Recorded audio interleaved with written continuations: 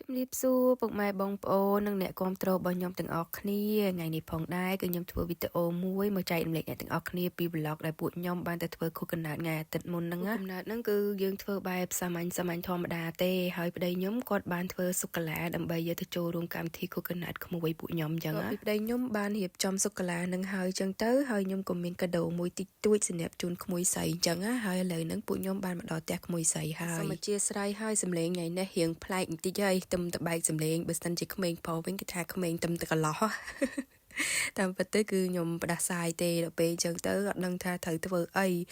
ចឹងទៅក៏កាត់តវីដេអូធ្វើឲ្យហើយអញ្ចឹងណាទៅមិនមែនខ្ញុំអត់មានអីត្រូវធ្វើទេប៉ុន្តែខ្ញុំឆ្លៀតចេះតែនិយាយទៅថាអត់មានអីធ្វើតាមពិតទៅរវល់ណាស់ការងារអត់ចេះខ្វះទេតែចេះតែឆ្លៀតចឹងណាតែនិយាយឥឡូវនឹងដើរមកដល់ចូលផ្ទះចេចែហើយកូនខ្ញុំហុចកាដូឲ្យចេចែគេឡើងកំ pl ែងហ្មងណាឥឡូវចេចែសុំថើបមកខ្សើតសិនទុកជាអនុស្សាវរីយ៍កូនខ្ញុំវិញ take care ណារឿងកាដូហ្នឹងកាន់តាំងពីផ្ទះរហូតមកដល់ផ្ទះចេចែកាដូហ្នឹងកូនខ្ញុំទៅទិញជាមួយនឹងខ្ញុំហ៎ហើយទៅខ្ញុំអ្នកឲ្យកូនខ្ញុំជាអ្នករើសពណ៌ឲ្យចេចែគេបានរាក់ទាក់គ្នាហើយប៊ីស៊ូហើយជំរាបសួរហើយអស់ចឹងទៅពួកខ្ញុំក៏ដើរចូលម្ដងឃើញលោកយាយកំពុងតែញាប់ដៃញាប់ជើងធ្វើកាទៀវនិយាយពីក្លិនកាទៀវនឹងវិញគឺថាសាយភាយពីក្នុងផ្ទះរហូតដល់ខាងក្រៅហ្មងមិនឃ្លានក៏ត្រូវតែឃ្លានដែរហើយបើបានឃើញកាទៀវនឹងហើយគឺការចង់ញ៉ាំតែម្ដងនិយាយពីរសជាតិវិញឡើងអួយញ៉ាំមួយចានហើយគឺចង់ថែមមួយចានទៀតជាតិឆ្ងាញ់ហើយត្រូវមេឃត្រជាក់ចេះទៀតបានកាទៀវក្តៅនៅនេះគេហៅតែកាទៀវភ្នំពេញទេហើយនិយាយពីថាបានញ៉ាំកាទៀវនឹងហើយមានអារម្មណ៍ថាក្តៅពោះសួលហ្មងមេឃពងត្រជាក់ចឹងនិយាយបកាយរនឹកឃើញទៀតមេឃត្រជាក់ចឹងដាក់កាទៀវហើយមួយយ៉ាងកាទៀវបគាត់ឆ្ងាញ់ចឹងទៀតពីថាកាទៀវនឹងវិញឡើងត្រូវចិត្តគ្រប់គ្នាតែហ្មងញ៉ាំគ្មានឲ្យសល់ទឹកបន្តិចទេពួកខ្ញុំញ៉ាំកាទៀវហ្នឹងគឺលោកយាយដាក់ឲ្យម្នាក់មួយចានធំហ្មងហើយញ៉ាំមួយចានហ្នឹងគ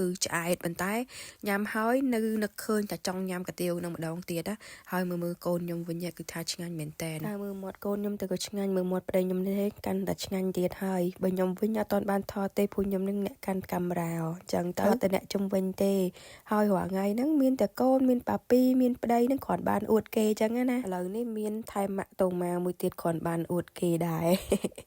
ហើយនិយាយពីថាកាទៀវនេះវិញមើលទៅមាត់គាត់ទៅហិតតែឆ្ងាញ់ទៀតហើយនិយាយពីថាកម្មវិធីណាមួយបើចង់អ៊ូអចង់ឲ្យសប្បាយតើទៅហៅម៉ាក់តូម៉ាចូលរួមដែ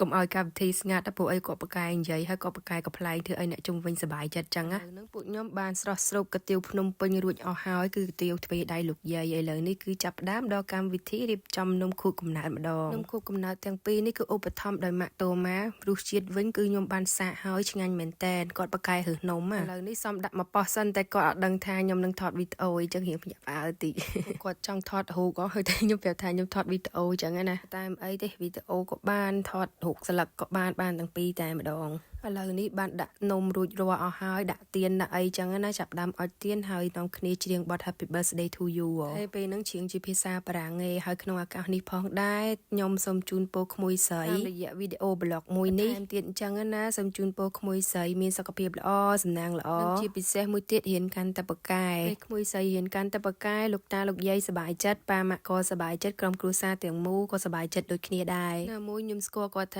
ាជាអ្នករៀនអញ្ចឹងណារៀនបកែទៀតអញ្ចឹងបើសិនជា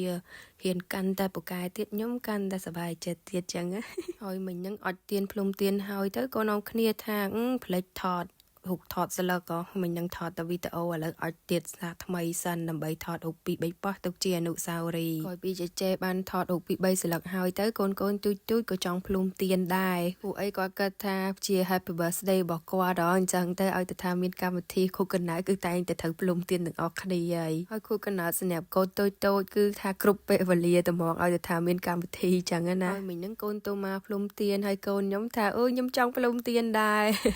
រកូនខ្ញុំក៏ដូចគ្នាដែរឲ្យតែថាមានកម្មវិធីខួបកំណើតគឺតែងតែចង់ភ្លុំទៀនហើយពេលហ្នឹងប៉ាប៉ាសួរថាខួបកំណើតអាយុប៉ុន្មានហើយកូនខ្ញុំបញ្យល់ប្រាប់ប៉ាប៉ាថាអាយុ3ឆ្នាំណាប៉ុន្តែអាយុ3ឆ្នាំនេះគឺចូល3ឆ្នាំជាងហើយពូកូនខ្ញុំកើតខែ6ឥឡូវនេះគឺចូលខែ11ហើយអញ្ចឹងឥឡូវអូនសុំភ្លុំទៀនសិន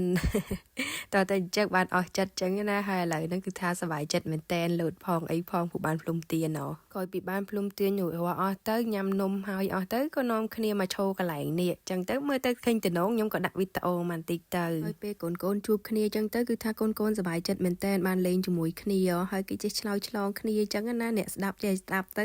ហើយខ្ញុំអ្នកស្ដាប់នេះពេលខ្លះស្ដាប់បានពេលខ្លះស្ដាប់អត់បានចឹងណាឥឡូវនេះវិញគឺថានាំគ្នាមកអង្គុយខាងក្រៅសិនចឹងទៅក៏ថតរូបពី3សន្លឹកចឹងណាទុកឲ្យចេចែនឹងមនីរាជធ្វើជាអនុស្សាវរីយ៍បន្ថែមទៀតចឹងណាហើយបន្ទាប់មកពួកខ្ញុំឃើញមេឃរៀងបើកថ្ងៃល្អដែរអញ្ចឹងទៅក៏នាំគ្នាដើរលេងជុំវិញផ្ទះមកជុំទៅចឹងវីដេអូ blog ខូកណាត់ក្មួយស្រីថ្ងៃនេះគឺមានតែប៉ុណ្្នឹងទេអរគុណអ្នកទាំងអស់គ្នាជម្រាបលា